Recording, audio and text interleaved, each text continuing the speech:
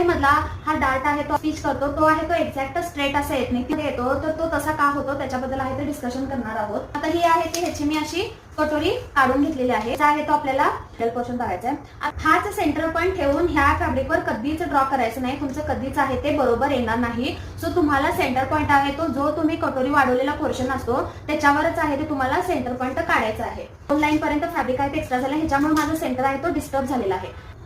तुम्हाला कसा आहे तो कसा घ्यायचा हे मी लास्ट व्हिडिओमध्ये तुम्हाला सांगितलेलं आहे. आता ह्याच्यानंतर मी इथं 1.5 इंच घेतले आणि इथून 2.5 इंच घेतले, असं केलं. आता आपण इथं आहे ते स्टिच करून घेऊ.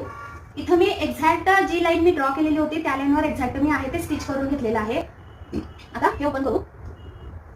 टक्स कुठंही तिरका आलेला नाही, कटोरी आहे ती बिलकुल पडत नाहीये. पूर्ण माझा हा टक्स आहे तो एक लाईन मध्ये दिसत आहे, असंच आलं पाहिजे. आणि तो माझा हावाला टक्स एकदम सरळ लाईन मध्ये आलेला आहे. कटोरी बघा बिलकुल म्हणजे कुठंच पडत नाहीये.